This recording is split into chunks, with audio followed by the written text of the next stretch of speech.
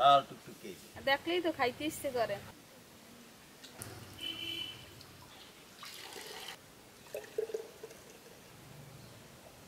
প্রচণ্ড গরম, এই গরম ভিতরে খাইবেন, কলিজা ঠান্ডা হয়ে যাবে। আসসালামু আলাইকুম দর্শক, আজকের আমি তরমুজের শরবত বানাবো। প্রচণ্ড গরম পড়তেছে, শেষ রোজা, আগামী দিন ঈদ, আপনাদের ঈদ মোবারক। আজকের তরমুজের একটি সুস্বাদু শরবত বানাবো, খাইলে কলিজা জুড়ে যাবে। তুমি বেরোল দেবে, আমরা বানাবো আর তুমি খাবা, লবণ দেখবা। এখন আমি তরমুজটা ধুয়ে নেব, বালি টালিগুলো ধুয়ে নিতে আছি।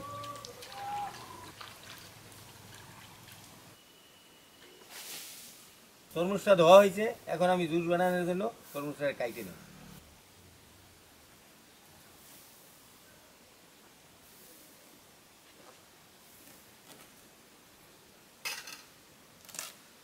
দর্শক, কত সুন্দর তরমুজ, একবার পাইকা লাল টুকটুকে। ওমা, এটা চামচ দইও, আমি একটু উড়াই, তুমি একটু দাও।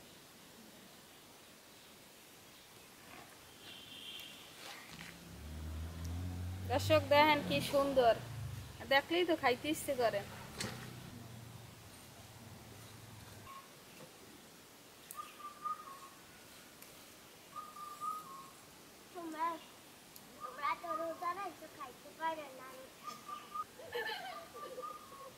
দাও দাও দাও দাও দাও দাও দাও দাও দাও দাও দাও।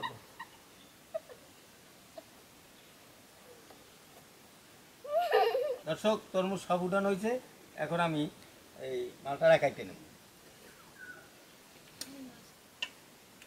মালটাগুলা একবারে রস টলটল করে।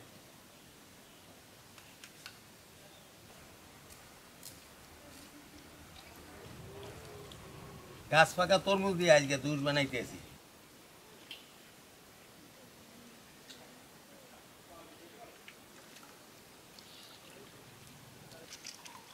তুমি আর চাপো না, এগুলো হয়ে গেছে, এখন আর এতে নাই, রস নাই। মালটারা দিয়ে দেবো। বৌমা, মালটাগুলো একটু চাপে দিয়ে দাও।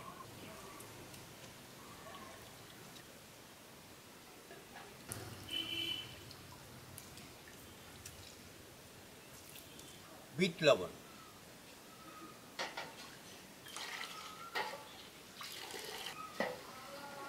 লবণ ঠিক আছে?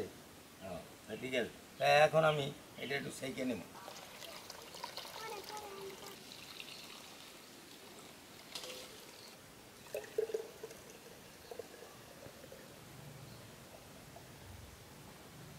দর্শক দেখছেন, একবারে পিওর 1 নম্বর জুস, খাইলে কলিজা আমি ঠান্ডা হয়ে যাবে। আমার নাতনি তো দেখেন যে খাইতে আছে। বৌমা, এই জুসটা নিয়ে এখন এই ফ্রিজে থবা, আমি ইফতারি পরে খামু। আর দর্শক, এভাবে বাসায় বসা তরমুজ কিনাই না, এইভাবে জুস বানাইয়া, প্রচণ্ড গরম, এই গরম ভিতরে খাইবেন, কলিজা ঠান্ডা হয়ে যাবে। এটা তো আমি ইফতারির জন্য করছি, আগামী দিন থেকে তো আর রোজা নাই, তাই আমরা দিনের বেলায় বানাই খাইতে পারবেন। নগদ বানাই নগদই খাইবেন। প্রচণ্ড গরম, এই গরমে যত এইভাবে শরবতটা বানাইয়া খাইবেন। আমার জন্য দোয়া করেন, আমি আপনাদের জন্য দোয়া করি। ঈদ মোবারক, ঈদের দাওয়াত রইল আপনাদের। এটা নিয়ে ফ্রিজে রাখুন।